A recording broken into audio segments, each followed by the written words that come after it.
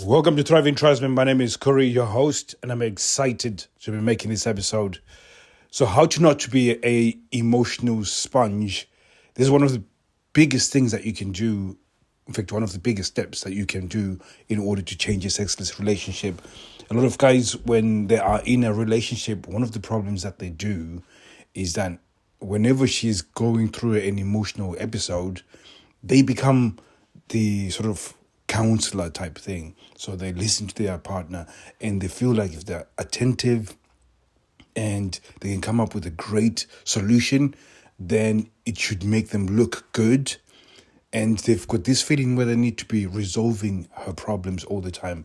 And whenever she loses a shit or she's facing some challenges, you insert yourself and try and be the guy that fixes it. Now, within a relationship and as a couple, you're meant to be facing challenges together, figuring out how to do them together, especially with challenges that are to do with a relationship. Generally, when you are talking about finances, when you're talking about the runnings of the house, when you're talking about the children, all of that should be collaborative. And you will face challenges around that. And yes, that's something that you can discuss and figure out the situation.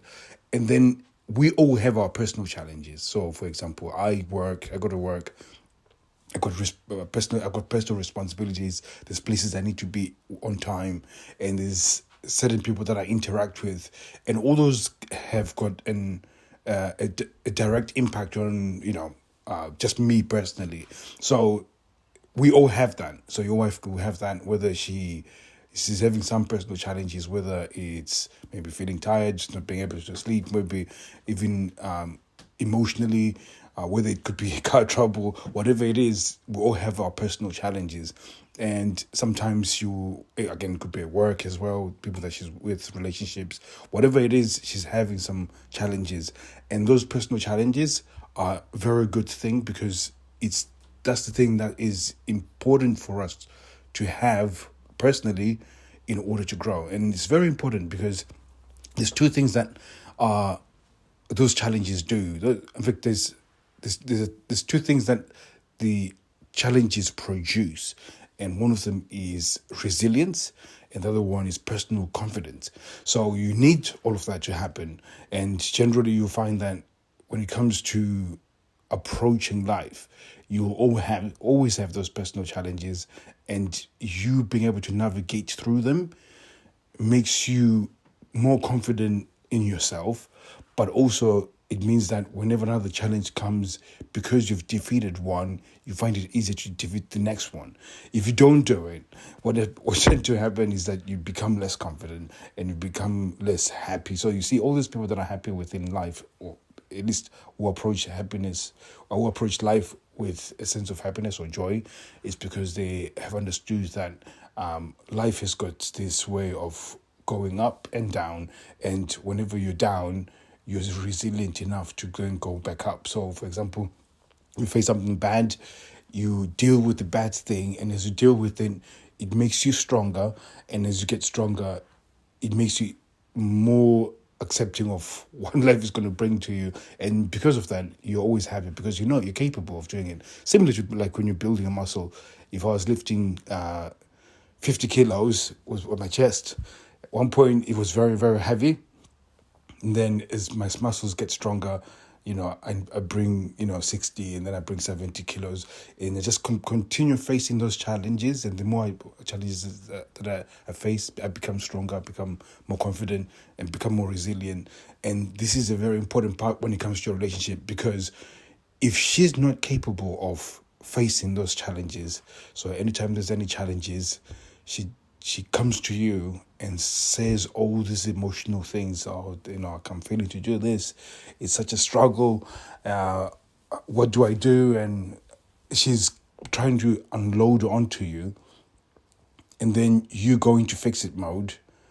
She will never face those challenges. In fact, she becomes very dependent on you to deal with those challenges. And what generally happens is that you go into fix it mode, and because you have your own personal challenges, you become less capable of dealing with hers, and therefore she starts judging you based off of how much you can remove her challenges, or at least make her feel better about herself. And again, you consistently fail because again, it's it, because it's now her unloading onto you. She judges you based off of how you can do that. And because she's failing to deal with her personal challenges, she never builds resilience, she never builds confidence. And then, therefore, whenever she approaches life, she's heavily dependent on you emotionally. And this, because again, we are evolving as a couple. And one of the evolution that most people don't really recognize is that as you get older, your personal challenges become greater, and they become greater because, for example, when you've got children, when they're babies, and like right now my baby, or my youngest once was a baby, the challenges that we faced when she was a baby and when now she's 11, it's completely different. So again, because of there's that evolution, it becomes greater. They've got greater responsibilities, the greater things that you need to be looking at. And if you've never built resilience and you've never built personal confidence, that has got a direct impact on how your relationship is going. So this is I know it might be completely new to you guys. It's something that I've taught. A client reminded me that about this. He's going through the same situation, and I realized that I haven't taught about this for quite some time. I think it's been almost several months that I haven't talked about this, and it just got me excited about it again. That it's so overlooked because society tells you that you have to be attentive, you have to be, listening to her, and then trying to make you have to be chivalrous and to be the gentleman. And whenever she talks about problems, you have to be able to listen and then have to try and resolve them. It's not necessarily that you have to resolve couples' problems. It's a problem. So like right now, if you're facing a challenge and maybe it's financial and it's got a detriment to your finances as a whole, then something that you can sit up around and talk about. Okay, for example, we're going to be going on this holiday. What do we need? How much do we need? That sort of thing. You talk about it. It becomes something that you can talk about. Oh, for example, there's this bill that has come up. What do you think we should do about it? Then again, you deal with it. That's something that you'll be dealing together. If it's now something to do with her, my friend Jenny from work said something about me, and therefore I'm really, really upset. If you start trying to deal with those things, and and I know that's an extreme example because there's other personal challenges that they face. I don't have that example because usually, I'll say in my relationship, when my wife is going through that, I will sit down and listen to what she's saying. Okay, yeah, I get it.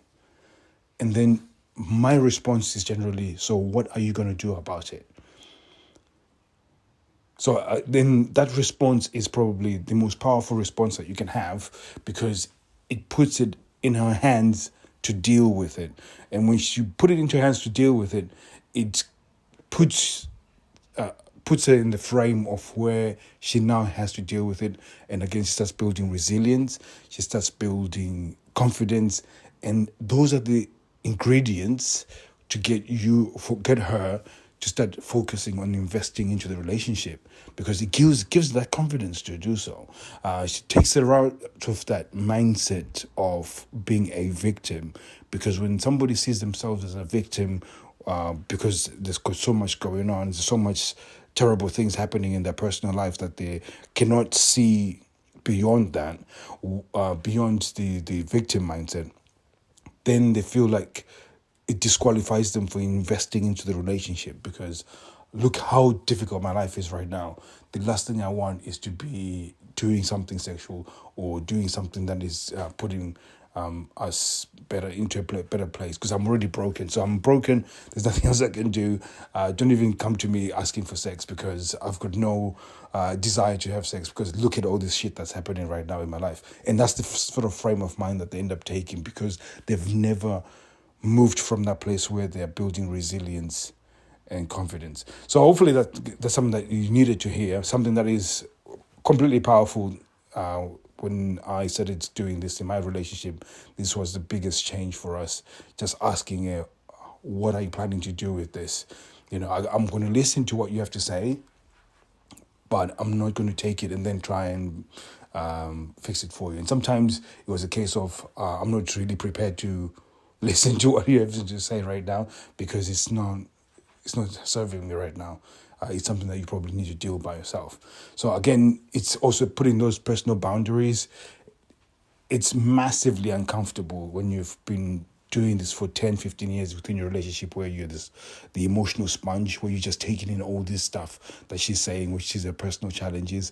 And when you're taking on her personal challenges, putting a stop to it is going to be one of your biggest challenges, because she's already dependent on you emotionally to do all of that. And usually for her, if she gets enough validation from it, that sexually it disqualifies you for her to get validation sexually. So again, shutting off that shop is probably one of the quickest ways for her to start recognizing that in order for her to be able to share those emotional things, she has to be doing an investment into the relationship in order to get a seat at the table. So her buy-in into you being an emotional sponge it's got a price. So she has to pay that price in order to get to that place. So thank you very much, guys. I'll be catching you guys very soon. Take care. And by the way, if you had any questions, go to thriving_tribesman on our Instagram. Ask some questions. I can take you through some of this stuff in person, and particularly for your relationship. So thank you very much. Take care.